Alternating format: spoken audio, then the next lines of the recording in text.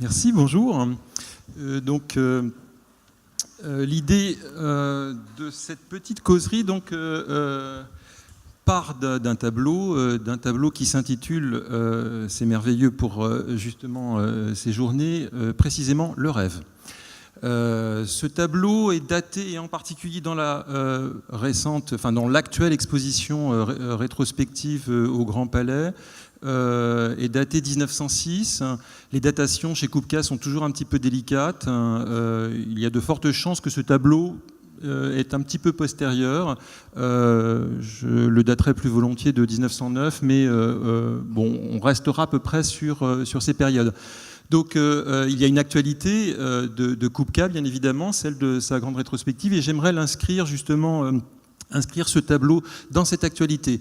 La plupart, en tout cas, des messages qui nous sont revenus de cette rétrospective Kupka tournaient en particulier autour de la question de l'abstraction. Kupka, grand pionnier de l'abstraction, grand maître de l'abstraction, a-t-il été le premier à peindre ou en tout cas à assumer un tableau abstrait? Et je voudrais revenir précisément sur cette question. C'est un petit peu impensif, mais j'aimerais le faire par la question justement de l'anticipation, puisque ce tableau, bien évidemment, qui date de 1906 et non pas de 1912, le moment où il va effectivement franchir ce saut qualitatif dans l'abstraction en présentant Amorpha, Fugue de couleurs, un tableau radicalement abstrait au Salon d'automne de 1912. Ce tableau, j'aimerais vous montrer, en tout cas réfléchir autour de ce tableau pour peut-être voir en quoi il est un rêve, effectivement, un rêve peut-être de l'anticipation de l'abstraction. Kupka se met en scène ici, vous le voyez, un couple, le tableau très très concrètement est constitué de trois parties, on y reviendra. La première, c'est le plan, en bas, le couple Kupka, donc Kupka et sa compagne Nina, allongés, probablement sur un lit, allongés et donc rêvant, et dans la partie supérieure, on le voit, leur double, on va l'appeler déjà double éthérique, un double d'éther, un double transparent, translucide, qui baignent dans des plans de couleurs. Ces plans de couleurs, on le voit dans la partie supérieure droite, anticipent, alors là très très clairement, son vocabulaire des années à venir, et en particulier donc le fameux vocabulaire des plans verticaux des années 12-13 qui en font effectivement un pionnier de l'abstraction. Ce tableau est un tableau qu'on pourrait qualifier de fauve, si on le date effectivement de 1906, il entre de plein pied dans cette catégorie, mais on le voit, dépasse de loin en fait par justement cette anticipation le devenir de la peinture et ce que j'appellerais donc le devenir abstrait. Alors j'aimerais essayer d'accompagner cette interprétation, l'interprétation d'un tableau qui est le rêve de l'anticipation de l'abstraction à partir de quelques justement point peut-être de lecture. Le voici, František Kupka, dans son autoportrait. C'est quelqu'un qui a beaucoup pensé aussi sa façon de dessiner, sa façon de peindre. C'est quelqu'un qui est dans une approche assez réflexive de la peinture. On lui doit un traité entier, la création dans les arts plastiques, qui a été écrit dans les années qui l'ont accompagné vers ce cheminement vers l'abstrait, dans les années 1909-1913, juste avant la Première Guerre mondiale. Il ne sera publié dans sa version tchèque qu'en 1922 et traduit, mais beaucoup plus tardivement, et dans un système de traduction assez étrange. C'est la traduction de l'ouvrage tchèque qui lui-même était une traduction d'un traité écrit en français. Et donc tout cela a été publié en 89 avec une préface de Philippe Dagen, un traité qui est l'équivalent du spirituel dans l'art chez Kandinsky, un traité d'autoréflexivité justement et de pensée de ce cheminement vers l'abstrait. Alors je me reporterai, vous le verrez, un petit peu à ce texte fondamental, bien évidemment, pour les débuts de l'abstraction, mais je voudrais les faire dialoguer aussi ce texte avec d'autres sources. Quand on regarde un tableau comme celui-ci, il rentre, j'ai envie de dire, dans une tradition. La tradition donc d'une iconographie qui est très très présente dans ce festival, l'iconographie de l'onirisme, qui, souvent on le voit, oppose deux régimes, hein, celui qui, dormant, rêve, et donc l'image, évidemment, du rêve apparaissant comme une sorte d'hallucination, en fait, visuelle, mais on le voit, hein, sous une forme qui est beaucoup plus luminescente, un corps dématérialisé, la structure donc du rêve de Kupka est extrêmement proche, on peut le dire, de ce type d'iconographie, hein, qu'il faudrait aller chercher évidemment sur toute l'histoire, jusque dans le siècle d'or espagnol et autres, toute l'histoire de la figuration, donc visionnaire, ou de la figuration de l'image en état de rêve. Donc en cela, cette iconographie, on le voit bien, s'inscrit dans une tradition, mais une tradition qui va se nourrir d'autres sources, et en particulier des sources qui sont extrêmement dominantes dans l'esprit du passage du siècle. Et l'une d'entre elles, qui va beaucoup nourrir, ça c'est très très clair, l'imaginaire de Kupka, c'est ce que je vais qualifier d'approche New Age, celle en particulier donc issue des courants de la théosophie. On le sait, Kupka a flirté très activement avec cette occulture fin de siècle, avec ce mouvement de pensée syncrétique qui essaierait de faire une synthèse, une sorte de religion universelle, associant l'héritage judéo-chrétien en particulier à la méditation des pratiques orientales, venant de l'Inde en particulier. Donc voici Elena Blavatsky, je vous rappelle, donc, qui crée en 1875 cette fameuse religion universelle sous le titre de théosophie, et qui va irriguer la pensée spéculative, spirituelle, ou on pourrait appeler ça du néo-spiritualisme, donc de la fin du 19e siècle, et touché d'ailleurs de nombreux imaginaires d'artistes, puisqu'on le sait, par exemple, Mondrian a été membre encarté de la théosophie, et que Kandinsky, à de nombreuses reprises, a regardé, même cité bien sûr, les textes d'Elena Blavatsky. Elena Blavatsky, donc, dans sa doctrine secrète, développe toute une théorie de mise en plan de la réalité. Cette mise en plan est une mise en plan, vous le voyez bien, assez systématique, et je m'arrêterai presque au troisième plan, puisque ce sont les trois principaux. Il y aurait un plan physique, c'est le plan de la réalité tangible, celle que l'on observe par l'œil humain, c'est celle du corps, du corps physique. Un second plan, un plan dit astral, qui, vous allez le voir, est un plan considéré comme intermédiaire, avec le troisième plan, le plan mental, qui est censé être le plan de l'âme en quelque sorte, le plan spirituel. Donc en gros, là, dans cette distinction des plans de réalité, s'orchestre déjà une sorte de hiérarchie qui partirait d'un plan physique, qu'on pourrait qualifier de plutôt terre-à-terre, pour aller vers effectivement un plan beaucoup plus psychique, panpsychique, mental, purement immatériel, avec ce dégradé de la matière que l'on retrouve bien évidemment dans l'iconographie justement qui circule à cette époque dans les traités donc dits de théosophie, et que l'on retrouve explicitement dans ce type d'iconographie, puisque vous avez au sol les corps physiques, bien sûr, le corps physique du couple charnel que constituent donc Kupka et Nina. Et puis, dans la partie supérieure, on le voit, comme par hasard, sur un plan d'élévation, un corps qui, lui, est un corps déjà évanescent, qui reprend la configuration, le contour du corps physique, bien sûr, mais qui déjà, on le voit, a perdu de sa substance, c'est-à-dire aussi de son opacité, pour être dans une sorte de transparence qui les fait se rejoindre dans une sorte de corps hermaphrodite qui, en définitive, les fusionne. Le couple ici fusionne dans une sorte de corps totalement éthéré, c'est le corps astral. Le corps astral ici étant une sorte d'enveloppe un peu impondérable qui, dans l'esprit des théosophes d'Elena Blavatsky et de ses disciples comme Annie Besant, que vous voyez ici, donc est une sorte de corps intermédiaire permettant la communication sur Terre, la communication que l'on peut expérimenter concrètement entre le plan physique et le plan mental. Donc Annie Besant, une lecture qu'a fréquenté Kupka, dans L'homme et ses corps, par exemple, va développer toute une théorisation justement de ces fameux 3 états. Les 3 états de ce corps physique qui subitement se subtilise, et en particulier dans le sommeil du rêve, pour atteindre un état donc intermédiaire, le corps astral. Voici ce que l'on retrouve dans la littérature de l'époque, chez Annie Besant, dans L'homme et ses corps, dans les publications théosophiques.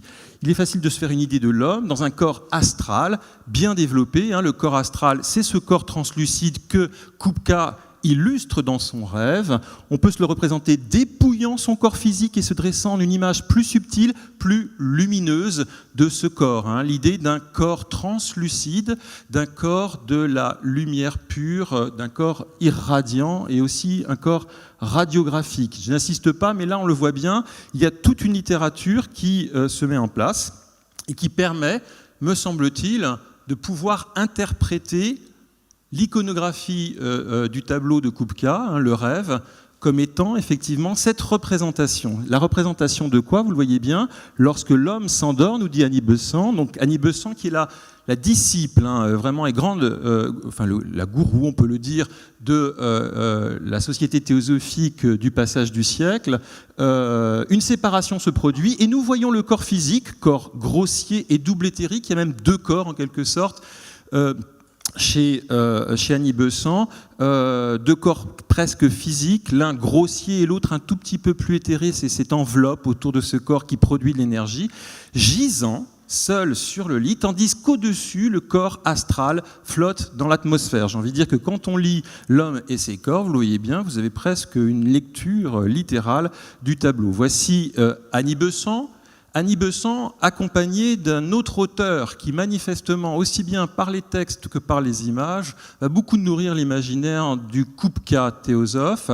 Il s'agit de Charles Leadbeater. Charles Leadbeater était un prêtre anglican converti à la théosophie, qui deviendra à nouveau une sorte de grande figure théorique aussi de la théosophie, à qui l'on doit de nombreux ouvrages sur justement cette fameuse distinction des plans de réalité, donc un ouvrage sur le plan astral par exemple, qui date de la fin du 19e, et voici ces traductions visuelles, ce qui nous intéresse plus, puisque autant vous dire qu'il y a du texte bien sûr, mais du texte qui s'appuie sur de l'image, et que cette image a quand même beaucoup à nous dire manifestement de ce que Kupka est en train de nous proposer dans le rêve. Donc on le voit en fait, c'est le cerne, on le voit bien, un corps qui vient du canon esthétique, évidemment, gréco-romain, on pourrait dire même hellénistique, puisque nous sommes dans un festival sur la Grèce. C'est un corps hellénistique, mais totalement débarrassé de sa matière, de son marbre, pour ne devenir plus qu'une silhouette. Une silhouette dans quoi? Dans un flot de couleurs qui sont censées être les représentations de tous ces états d'âme, avec tout un code sur lequel je n'insisterai pas, un code chromatique qui associe le jaune à une pensée plutôt terrestre, le bleu à une pensée plutôt spirituelle, quand le rouge est celui du désir. Vous avez ici une cartographie émotionnelle de ce corps astral que qu'on qualifie souvent d'ailleurs de corps du désir. Voici une autre iconographie. On peut se dire qu'après tout, nous sommes exactement dans ce type de configuration, un corps juste cerné, translucide, entouré de nimbes de couleurs qui ont quelque chose effectivement à nous dire, peut-être de cette nouvelle vision. Ce que nous dit Charles Leadbeater dans son texte, c'est qu'il est possible à l'humain, mais par la méditation, la concentration, l'initiation, disons-le clairement, de pouvoir atteindre ce degré de visibilité de ces rayonnements. Justement, l'homme ou la femme deviennent en quelque sorte en transparence des êtres qui livrent directement à l'œil omniscient de l'initié tous leurs états d'âme, leurs pensées. C'est une cartographie de la pensée qui est ici proposée, et donc la proposition de Kupka va dans ce sens. Voici un portrait du jeune Leadbeater, et ce Leadbeater, en fait, se trouve avoir publié très très tôt dans l'organe officiel de la Société de Théosophie, en l'occurrence le Lotus Bleu. Donc vous le voyez ici, rédacteur en chef H.P. Elena Petrovna Blavatsky, dans le Lotus Bleu, dans une édition de 1897. Donc Leadbeater propose une interprétation justement des rêves. Cette interprétation sera reprise plus tardivement dans un ouvrage, mais elle est éditée et commentée d'ailleurs très très tôt, dès la fin du 19e. Kupka est déjà en France, il est relativement familier de ce type de littérature. Voici ce que dit Charles Leadbeater à propos des rêves. Des rêves et d'un concept qui lui est immédiatement associé et qui, vous allez le voir, pour moi, a quelque chose évidemment de très très lié à la question de l'anticipation, la clairvoyance. Il nous parle en quelque sorte de ces initiés, de ces clairvoyants.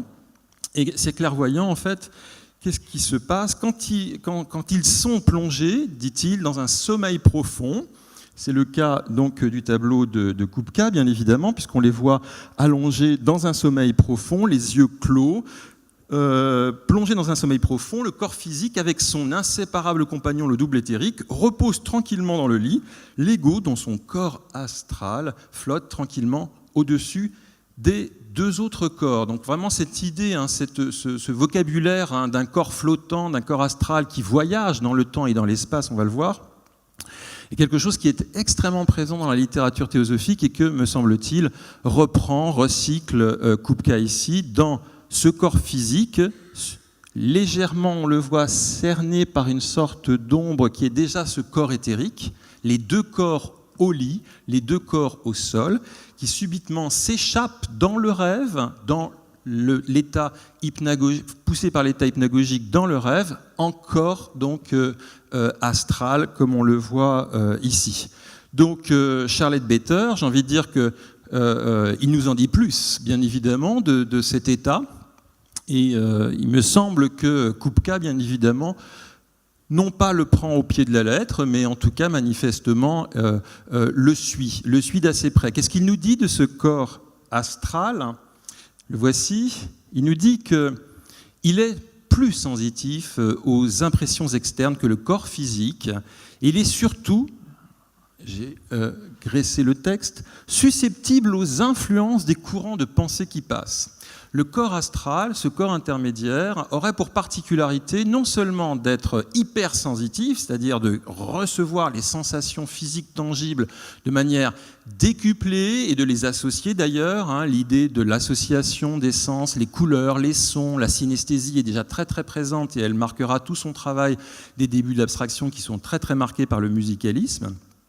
Ce corps astral a pour particularité aussi, vous allez voir, c'est assez important pour notre affaire, d'être sensible aux influences de courants de pensée. Et quand on regarde une fois de plus l'iconographie qui circule dans les traités, c'est bien cela. C'est-à-dire en fait l'idée d'un corps éthérique qui est aussi un corps dont la particularité est d'avoir un sixième sens en quelque sorte, un sixième sens qui capturerait dans l'air les idées, les pensées, les images. Cette notion, me semble-t-il, va évidemment illustrer ce propos. Regardez le traitement qui est fait d'une pseudo-chevelure donc du corps éthérique. On le voit bien, il y a une sorte d'irradiation là ici. Ces cheveux ne sont pas très capillaires, ces cheveux sont des sortes de circuits neuronaux qui échangent en quelque sorte de l'information. Et là, on est déjà dans une sorte de préfiguration, j'y reviendrai, du devenir télépathique de l'espèce. Le corps astral est une anticipation sur le futur de l'humanité, un futur qui sera débarrassé de l'opacité, non seulement des corps, mais de l'opacité de la communication, pour être dans une communication directe, sans, vous le voyez bien, convention, ni linguistique et autres, une communication directe, ce que j'appellerais donc la communication télépathique.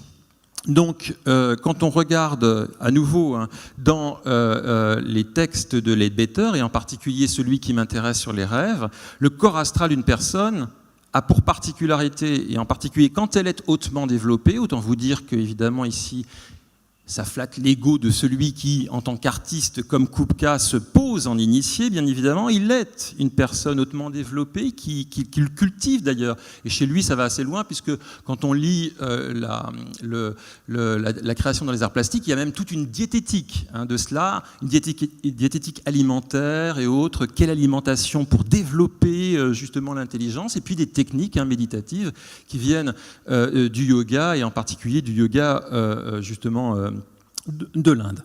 Donc, il n'y a pas de matière grossière qui répondrait aux vibrations inférieures, c'est-à-dire une sensibilité, vous le voyez bien, un peu primaire. Au contraire, tout de suite, ce corps astral, le corps qui sort, bien sûr, de cette enveloppe charnelle dans le rêve et par le rêve, eh bien, donc là, manifestement, un état de sensibilité. Alors, de sensibilité qui va vers quoi ? Qui va vers, puisque je vous rappelle, le corps astral n'est un corps qu'intermédiaire, vers un plan supérieur, le plan mental. Voici l'ouvrage qui suit le plan astral de Charlotte Better, c'est son complément.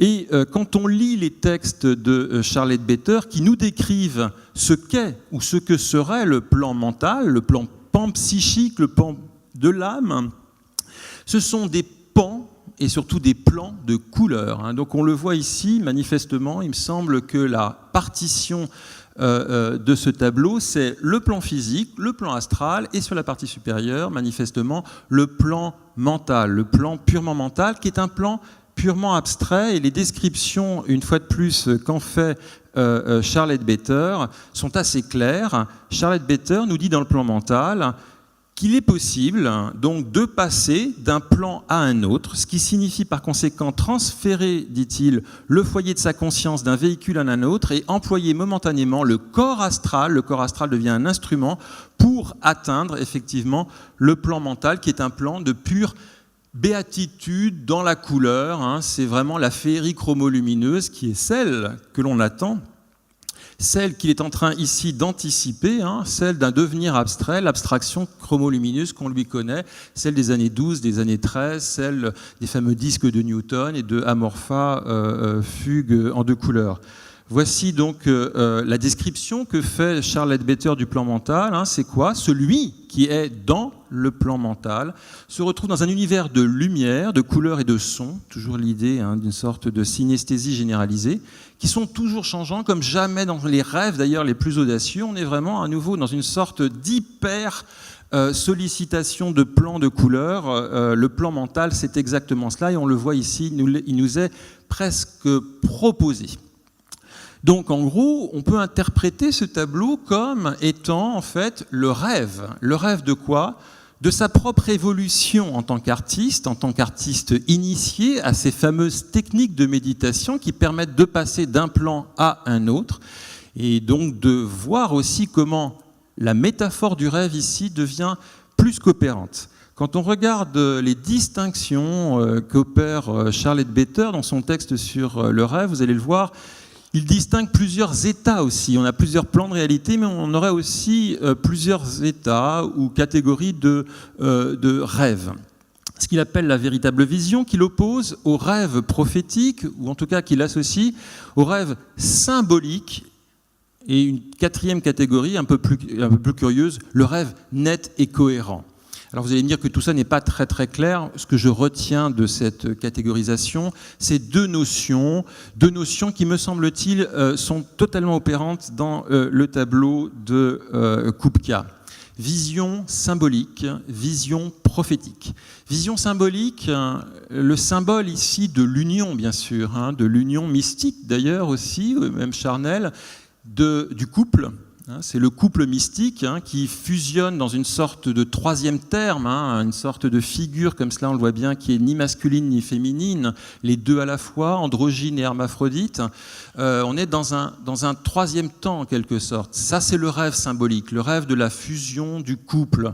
On reste dans un régime encore, vous le voyez bien, plutôt symbolique. Ça tombe bien, je vous rappelle, Kupka, dans son premier temps, a participé activement à ce courant du symbolisme.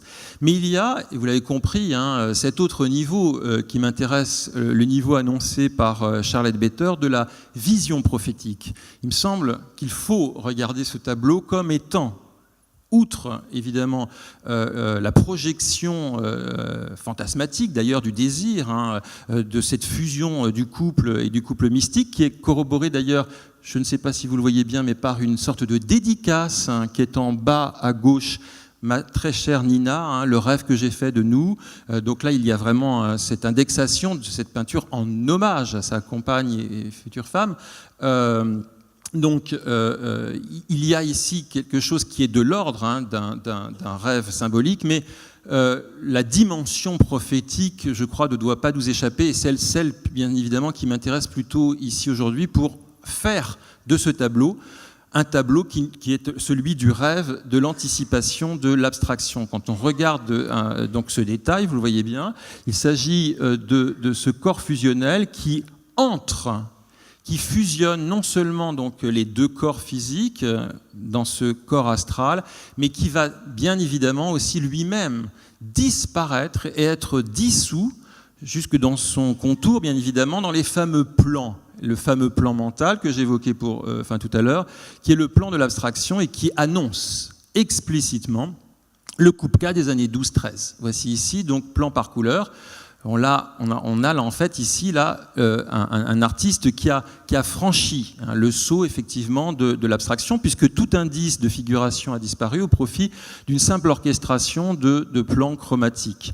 C'est quelque chose qui le hante, on va le voir, puisque dans un tableau assez important dans son cheminement vers l'abstraction, il s'agit d'un tableau de 1910, on le voit, je ne sais pas si vous arrivez à distinguer, donc dans cette forêt en quelque sorte de verticale, ponctuée presque à la manière musicale, comme une écriture de partition, le visage en arrière-plan de sa compagne, mais qui est littéralement en quelque sorte recouvert par les plans de couleurs, cette sorte d'indice, presque de souvenir du corps physique qui est en train de disparaître derrière l'amoncellement de ces plans de couleurs qui déboucheront donc sur les fameuses ordonnances de verticale comme celle de 1913, ordonnance sur verticale jaune.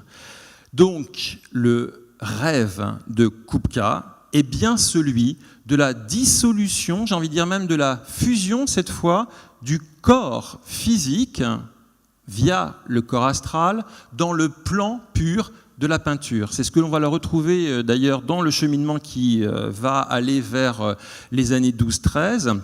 Dans toute cette série très inspirée bien sûr de la radiographie, les fameux corps, justement, ce corps féminin qu'il a tant à la fois transcendé dans sa peinture et expérimenté, plan par couleur, vous le voyez bien, le titre lui-même nous indique sa volonté de se dédouaner déjà du sujet, qui n'est plus qu'un prétexte, ce corps translucide, littéralement porté par la radiographie en quelque sorte, et qui va fondre littéralement le plan physique, ici encore incarné dans cette chair en bleu comme cela, dans le plan pur de la couleur. Ce que l'on retrouvera dans un tableau comme celui-ci, qui est vraiment très intermédiaire, la présence encore d'un corps devant un miroir en ovale, qui est en train, on le voit bien, de se confondre avec le plan du miroir, pour à terme, on le voit bien, dans une étude ici d'amorpha fugant de couleurs,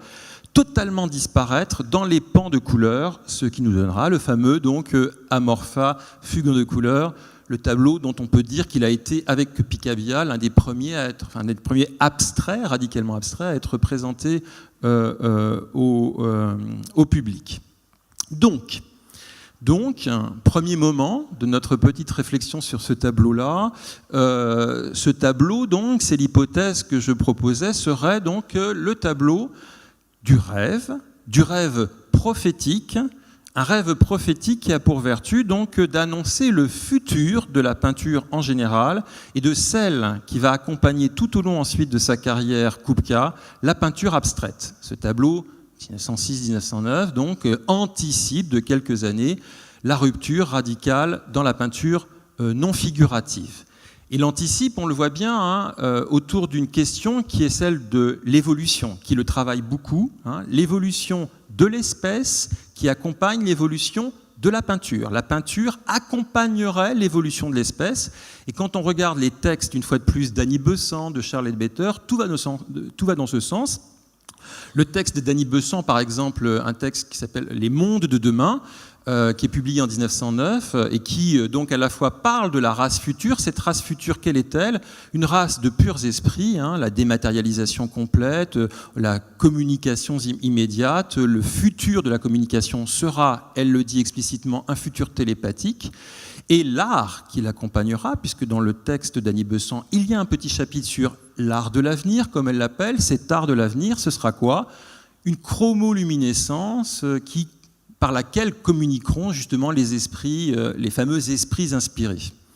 Donc ce tableau, on le voit en fait, est un tableau, j'ai envie de dire, ésotérique, en ce sens qu'il rencontre une tradition, celle de l'occulture théosophique, pense un devenir de la peinture accompagnant la dématérialisation complète de l'espèce. Nous serons, à terme, de plus purs esprits et nous jouirons intégralement dans la transparence absolue des corps et des esprits, de la couleur, des feux d'artifice, de ce plan mental en permanence. C'est la parousie réalisée sur Terre. Ça, c'est une première interprétation. Je crois qu'elle n'est pas totalement suffisante. Je crois qu'il faut l'accompagner par peut-être d'autres pans qui, vous allez le voir, nous paraîtront peut-être plus contradictoires, mais dont j'aimerais montrer qu'ils vont en quelque sorte se résoudre dans ce tableau. Ce tableau, en fait, est une anticipation des propres contradictions de l'abstraction. Alors, pour cela, je pense qu'il faut faire un autre détour, qui est le détour ici de la présence du nu. Le nu, et là vous voyez que j'avance bien sûr dans le titre annoncé de cette petite causerie, la vérité nue de la peinture. Il se trouve que Kupka est un grand peintre du nu et j'ai envie de dire, un peintre obsessionnel du nu. Il a, tout au long de sa carrière figurative, jusqu'en 1912, peint abondamment les nus féminins principalement. Pourquoi ? Parce que cette obsession du nu est pour lui, liée bien évidemment à une posture personnelle de vie d'ailleurs, il était un adepte du naturisme. Il croyait, et ça faisait partie de sa diététique, que effectivement le naturisme, le contact à la nature sans l'oripeau du vêtement, qui est déjà une forme de mensonge social, le naturisme pour lui est une solution. Et il va d'ailleurs l'adopter dans sa période viennoise, mais aussi à Paris, à Puteaux. Donc, la présence du nu est liée bien évidemment à cet engagement, on pourrait le dire naturiste, qui renvoie complètement à l'esprit de la Lebensreform, la réforme de vie allemande, et qui est fasciné par cette question justement d'un retour à la nature par justement l'abandon des codes vestimentaires. C'est une première interprétation. Il y en a une autre, me semble-t-il. Le nu pour lui, et en particulier le nu en peinture, c'est la vérité nue de la peinture. Et vous allez voir que c'est une question qui le taraude, me semble-t-il, aussi dans un tableau comme celui-ci.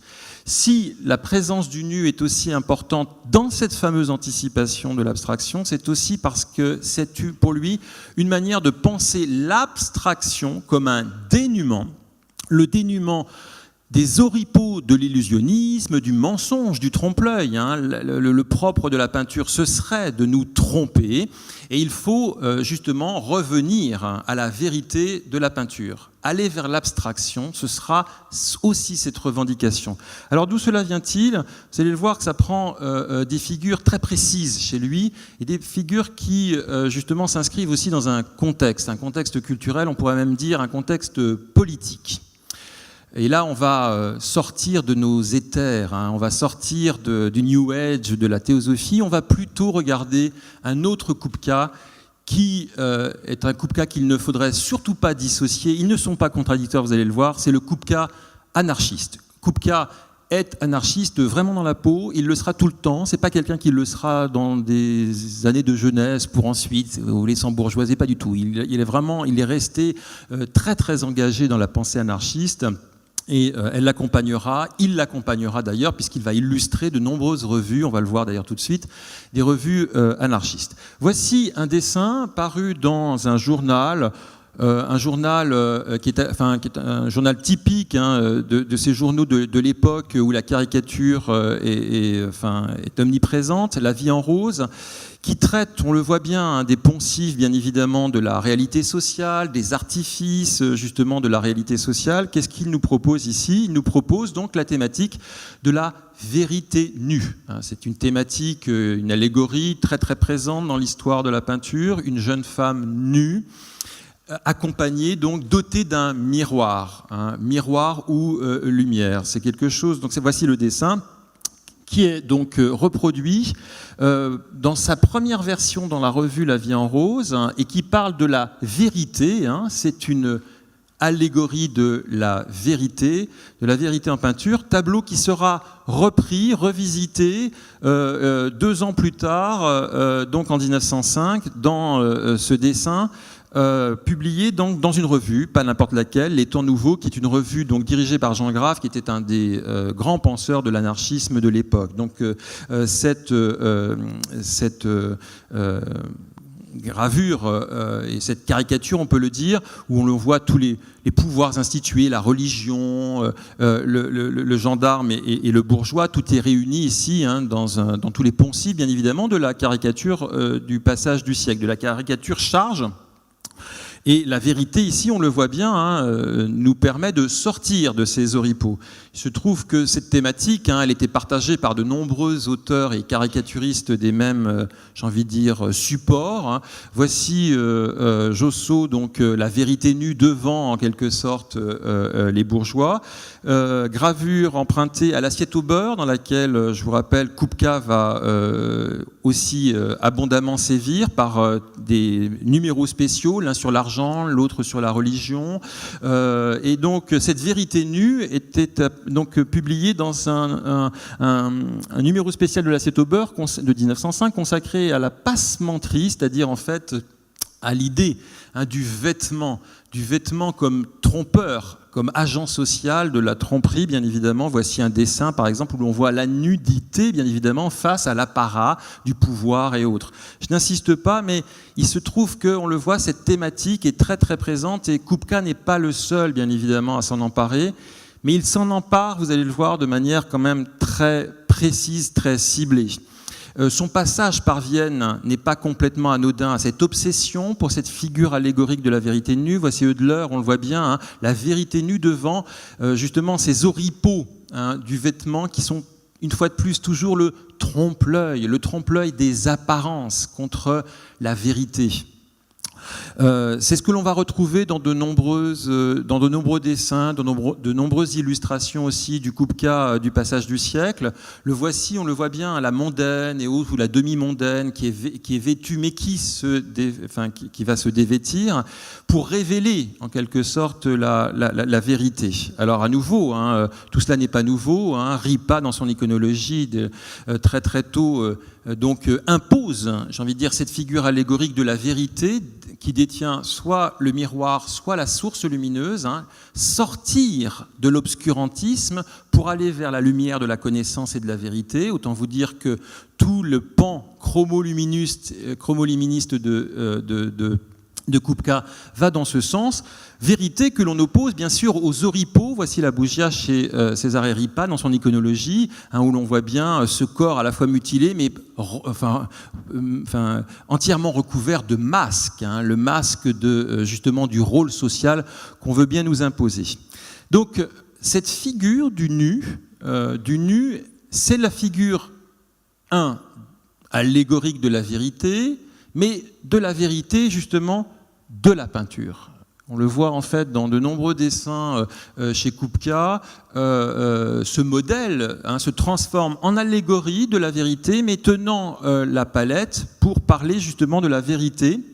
Et cette vérité va à l'encontre justement des valeurs, j'ai envie de dire, de thésaurisation, de spéculation sur l'objet d'art.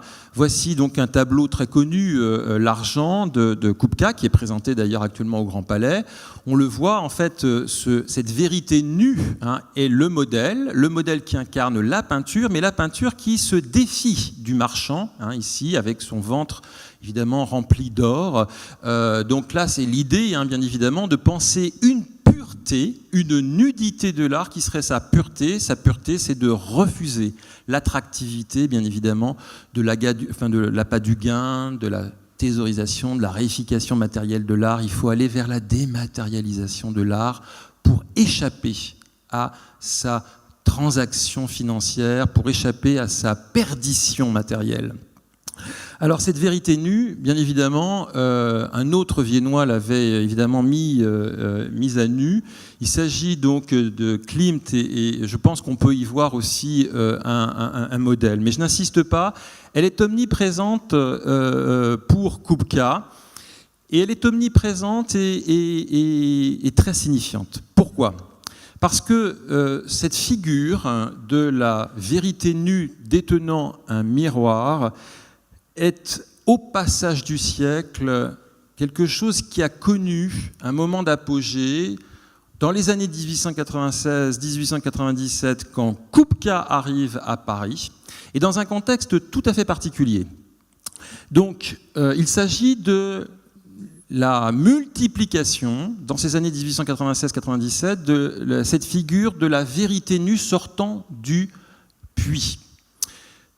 L'obscurité du puits, la sortie du puits, c'est la vérité qu'est la lumière. On la retrouve chez de nombreux auteurs, Camille Claudel, ici, La vérité sortant du puits et autres, mais, et surtout, chez un Édouard de Bas-Ponsant, dans La vérité sortant du puits en 98. Ce tableau, en fait, où l'on voit quelqu'un d'armé, avec un curé, un prêtre, qui, en quelque sorte, veulent éviter que la vérité sorte du puits, c'est un hommage à l'affaire Dreyfus. Il s'agit d'un hommage donc donné à Dreyfus sur l'idée justement de la vérité. La vérité nue, c'est la révélation justement de la vérité de l'histoire aussi. Et à cette époque-là, cette thématique de l'allégorie de la vérité est en train de tourner autour justement du fameux débat Dreyfusard, anti-Dreyfusard, puisque Jean-Léon Gérôme va l'utiliser en réponse ou en tout cas en dialogue avec de Bas-Ponsant, en fait, pour précisément indiquer le contraire. Lui est Dreyfusard et va considérer que la vérité justement de cette affaire, elle est plutôt tombée dans le puits de l'obscurantisme, bien évidemment. Ce qui donnera toute une profusion de caricatures à cette époque-là, où l'on voit par exemple Zola qui sort de son puits. Je n'insiste pas, mais en tout cas ayons en tête que quand Kupka arrive à Paris, la thématique justement de cette femme nue au miroir, la vérité nue, est extrêmement indexée sur cette question justement de la vérité de l'histoire, la vérité aussi politique. Il se trouve que Jean-Léon Gérôme, l'anti-Dreyfusard, qui va camper cette vérité donc dans le fond du puits, par l'obscurantisme qui en quelque sorte gagnerait, va lui donner une réponse. C'est assez curieux, donc en 1896, dans un tableau intitulé, et très curieux de Léon Gérôme, « La vérité sortant du puits, armée de son martinet pour châtier l'humanité ». Alors de quoi s'agit-il ? Il s'agit cette fois non plus d'être chez Dreyfus ou contre ou pour Dreyfus, il s'agit en fait de la vérité nue de la peinture, qui sort son martinet pour essayer justement d'aller contre les poncifs de la séduction de la peinture. Et Dieu sait qu'il la connaît, Gérôme, parce qu'il a peint, surpeint, et d'ailleurs fait beaucoup de profit sur une peinture de la séduction orientalisante, la séduction de ce corps, on le voit bien, d'une vérité qui est plutôt celle de la spéculation, bien évidemment, d'une peinture marchande, d'une peinture de la séduction. Et Gérôme, subitement, dans une sorte de de pénitence, va se dire mais il faut peut-être justement revenir à l'essentiel. Et ce qui est intéressant, c'est que cette réflexion est faite à l'appui de la photographie. C'est-à-dire que Léon Gérôme en fait se dit mais ce corps idéalisé qui est en fait un corps hautement sexualisé dans l'orientalisme et tous ces poncifs, eh bien, il va falloir peut-être le ramener à la vérité, et la vérité plus objective d'un corps qui sera celui du photographique. Tout le discours de Gérôme, à ce moment-là, consiste à dire qu'il faut effectivement revenir à la vérité du photographique. Qu'est-ce que va faire Kupka ? Il va faire l'inverse. Kupka va reprendre le discours de Léon Gérôme en disant « La vérité nue de la peinture qui sort, c'est la vérité contre le caractère putassier de la peinture, le caractère séducteur de la peinture. » Il fait, dans sa période fauve, une longue série consacrée à ce qu'il appelle les gigolettes, gigolettes féminins de gigolo, les dames de compagnie. Et donc on les voit ici donc, se farder. Ici, donc Kupka reprend en fait une thématique qui est sur le long terme d'ailleurs, que l'on pourrait aller chercher dès Platon, de l'image, mais surtout de la peinture comme un faux semblant, un maquillage, un trompe-l'œil, un maquillage de séduction, un maquillage putassier. Autant vous dire qu'un des auteurs qui a beaucoup marqué cette fin du XIXe siècle, a été obsédé par cette question, c'est Baudelaire. Baudelaire qui voit effectivement dans la photographie quelque chose de tout à fait dangereux, mais d'une peinture qui elle-même serait menacée par son caractère un tout petit peu trop de séduction gratuite, de séduction putassière. Et qu'est-ce que fait Kupka ? Eh bien, il va à la fois magnifier ces prostituées, bien évidemment, mais tout en dénonçant le mensonge de ces artistes qui font de la peinture de séduction. Il condamne Gérôme, le pompierisme de Gérôme, bien évidemment, mais de plein d'autres artistes dont il nous dit qu'ils sont en fait les victimes du marché. Kupka restera son premier marchand officiel. C'est un marchand qui arrivera dans les années 50, très très tardivement. Kupka résiste à la marchandisation de l'art au profit justement d'une pureté. Cette pureté, c'est laquelle ? La vérité nue de la peinture. Voici ici un détail, toujours donc d'une gigolette. Elle a même un nom, elle s'appelle Yo la vache. C'est un tableau de 1910. Regardez qu'est-ce que ce tableau. On le voit bien là, ici, un dénuement de la peinture. Il ne reste plus que ce rouge érubescent du maquillage, bien sûr, mais la toile est laissée en réserve.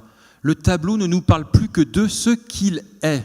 Qu'est-ce que le tableau ? Qu'est-ce que la vérité ontologique de la peinture ? C'est une surface plane recouverte de couleurs en un certain ordre assemblé. La fameuse phrase de Maurice Denis, se rappeler qu'un tableau, avant d'être un cheval de bataille, une femme nue ou une quelconque anecdote, est une surface plane recouverte de couleurs en un certain ordre assemblé. Ici, c'est le cas, c'est-à-dire vraiment l'idée d'une épure complète qui laisse voir le plan objectif de la toile. La peinture donc, se révèle pour ce qu'elle est. Non plus un trompe-l'œil, on est encore dans la séduction, bien évidemment, il joue avec ça, mais une séduction qu'il est en train, au moment même de statufier par ce rouge à lèvres extrêmement présent, de démythifier en rendant extrêmement pauvre le travail pictural qui est fait sur la toile et en présentant presque une toile, non pas monochrome, mais quelque chose qui y ressemble. Ce qui me permet de faire le petit détour par l'influence qu'un tableau comme celui-ci aura eu sur un des grands artistes français, Fabrice Hibert, qui vient d'être nommé à l'Académie de France, et on peut s'en réjouir, contrairement au président de l'association de la Maison des Artistes qui a annoncé sa démission tonitruante à la suite de la nomination donc, de Fabrice Hibert à l'Académie de France, ce qui est quand même fort de café. Il s'agit, me semble-t-il, d'une très belle nouvelle. L'Académie s'ouvre aux artistes et aux artistes majeurs. Fabrice Hibert en est un. Fabrice Hibert a fait sa toute première œuvre à la suite d'une exposition qui avait eu lieu, il semble bien, au Sable d'Olonne, de Kupka. Il a été fasciné par ce rouge à lèvres matériel. Il en fait un mètre carré de rouge à lèvres qu'il a réalisé avec la collaboration d'une société de cosmétiques qui lui a remis les ingrédients. C'est du rouge à lèvres qui recouvre la surface d'1 mètre carré. Il envoie, lui, dit-il, le manifeste du matérialisme érotique. C'est un pan de couleur pure, vous le voyez bien. On est en fait là dans une interprétation qui n'est pas anodine, hein. Ici, qu'est-ce que nous dit Kupka? À terme, ce rouge à lèvres devient le rouge érubescent qui va régner sur la amorpha fugant de couleur. Ce tableau est un tableau qui est presque un manifeste du formalisme, hein. C'est des couleurs en un certain nombre assemblées, la vérité nue de la peinture.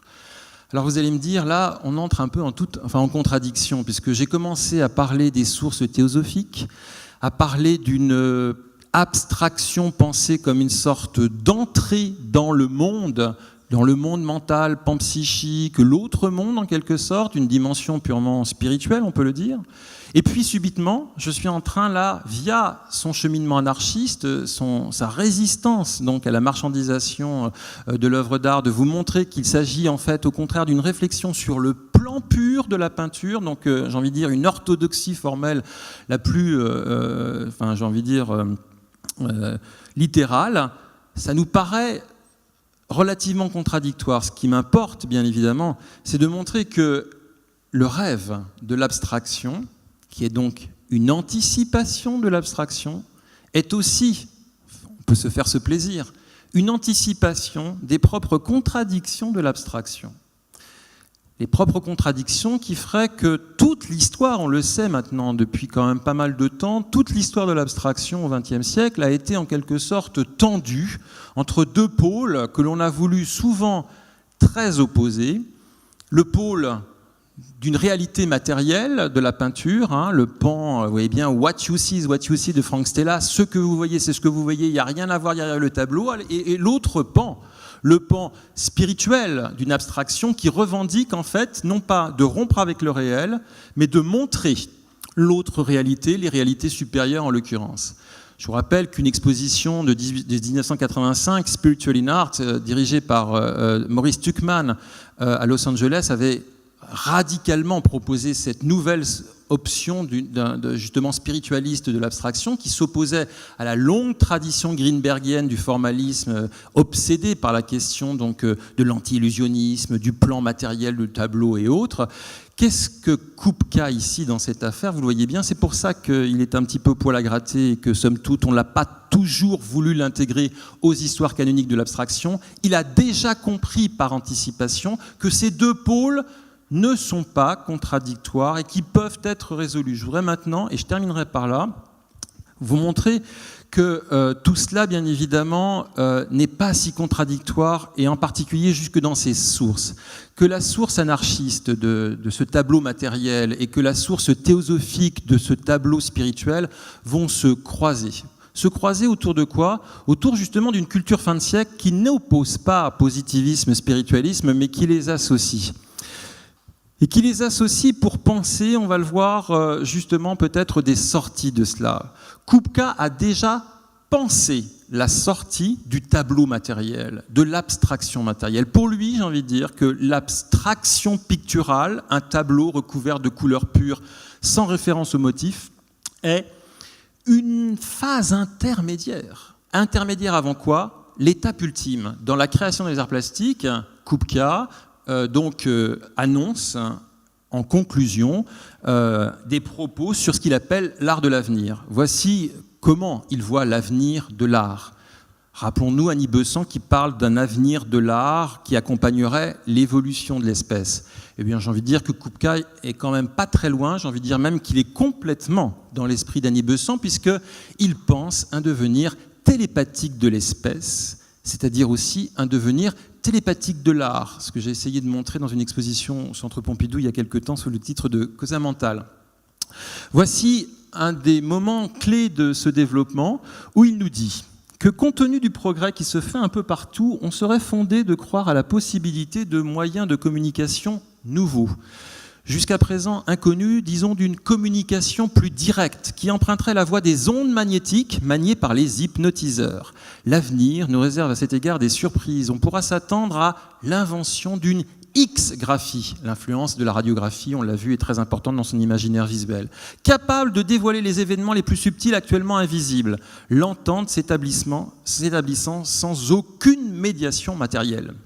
Il annonce ici un devenir purement immatériel de l'art, un devenir télépathique. On ne se chargera plus de passer par la médiation de la production d'un objet. On passera d'une communication directe d'esprit à esprit, du producteur, artiste, au récepteur, spectateur. Et alors ça a tout de suite pour lui, bien évidemment, des incidences, puisque pour lui, dans ce devenir immatériel de l'art de l'avenir, se joue non seulement sa dématérialisation, mais aussi, bien évidemment, l'impossibilité d'en faire une transaction. Les marchands de tableaux, que deviendront-ils? Il nous dit, il n'y aura plus de toile, il n'y aura plus de marbre, il n'y aura plus de pierre, il y aura une communication vibratoire pure. Il appelle ça X-graphie ou psychographie. Psychographie qui renvoie à tout un imaginaire qui circule jusque dans le vocabulaire à cette époque-là, l'imaginaire justement des ondes vibratoires qui circulent autour de ce corps éthérique là qui communique et que l'on retrouve dans l'iconographie de Kupka, puisque voici la fantaisie physiologique qu'il proposera comme illustration justement de la première version de la création dans les arts plastiques, où l'on voit bien en fait le modèle radiographique, c'est le peintre avec son pinceau ou le dessinateur, et autour on le voit bien, une radiation en fait qui annonce déjà ce futur de la communication télépathique qu'il va développer. Il se trouve que c'est pas du tout une fantaisie si délirante dans cette époque. 1906, date supposée du tableau donc du rêve de Kupka. Dans la revue du Monde Invisible, qui est une de ces nombreuses revues justement d'obédience théosophique ou ce qu'on appelle les cultures psychiques, et où l'on trouve donc sous la bouche de Crookes, Crookes, l'inventeur du tube de Crookes, donc un des grands pionniers aussi de la radiographie, qui nous parle de justement de nouveaux rayons, des nouveaux rayons qui émergeraient du crâne, de la boîte crânienne, pour aller justement penser les communications à distance. Alors vous allez me dire, mais après être revenu via l'anarchisme à une sorte de monde éthéré, ici on retombe de revenir sur, pardon, pas de monde éthéré, de revenir terre à terre à l'aspect matériel du tableau, on revient vers des considérations un peu panpsychiques, surprenantes. Eh bien, vous allez le voir, elles ne sont pas du tout contradictoires. Le fameux dessin publié dans les temps nouveaux de Kupka, la fameuse vérité nue, à qui est-elle dédiée? À Malato. Qui est Charles Malato?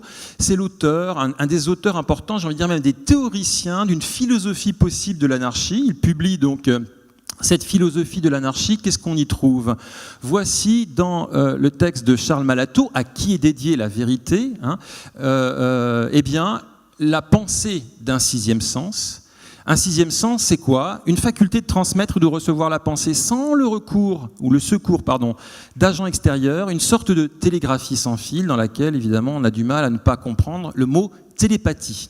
C'est-à-dire que pour Charles Malato, le futur de cette société qui justement ne se perdra plus dans l'incommunicabilité, dans les conflits en quelque sorte d'intérêts, les conflits désirs, tout sera en transparence. Charles Malato pense le futur un tout petit peu comme Annie Besant.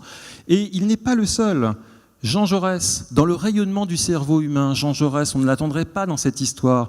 Le voici en fait. Il faudrait peut-être pour l'homme actuel et surtout l'homme futur, voir quoi? Une pénétration extraordinaire du regard, une perception immédiate de la pensée par la pensée, transparence télépathique du futur. Nous sommes chez Jaurès dans cette communication immédiate et directe.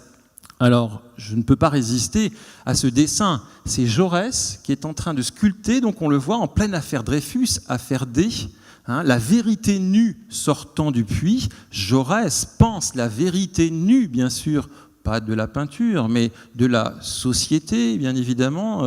Mais ce même Jaurès, vous le voyez bien, pense le devenir d'une société qui serait celui justement d'un rayonnement généralisé de la pensée. Voici ce qu'il dit en 1891 dans De la réalité du monde sensible. Il nous parle d'un rayonnement de pensée dans l'espace et de deux cerveaux qui sont mis en relation immédiate par ce rayonnement. C'est peut-être une manière d'interpréter un tableau comme celui-ci. Un tableau comme celui-ci qui, une fois de plus, ne serait que l'anticipation de ce tableau. C'est l'anticipation donc de l'abstraction. Et j'ai envie de dire, et c'est en ce en quoi Kupka est redoutable, il est d'une intuition invraisemblable. Il a déjà anticipé la possibilité de ne pas opposer les futurs de l'abstraction, le suprématisme de Malevich d'un côté contre le constructivisme d'un Rodchenko, deux monochromes dont l'un dit quelque chose et l'autre ne parle qu'au sens. Non, il a déjà réconcilié ces deux-là, en essayant d'ailleurs tout simplement de penser que l'abstraction picturale, une fois de plus, ne serait qu'une étape. Et donc pour lui, à terme, en 1910-13, au moment où il va vers la peinture la plus abstraite, il pense déjà sa sublimation dans une autre forme qui serait beaucoup plus radicale encore, sa dissolution matérielle dans la télépathie. Je crois que c'est quelqu'un qui est allé très loin. Il n'était pas totalement télépathe, mais dans une émission récente, à l'occasion de la grande rétrospective Kupka, une émission radiophonique sur France Culture, ils ont exhumé, je crois dans un film fait par Arte, exhumé un entretien de Kupka en 1944, un entretien en tchèque à la radio tchèque, et Kupka parle encore de la télépathie et du devenir télépathique. Ce n'était pas le Kupka allumé d'avant-guerre. En 1944, il en parle encore. En 1944, 11 ans avant sa mort, il pense encore à ce devenir radieux, ce devenir télépathique de la société du futur. Chapeau, monsieur Kupka. Merci.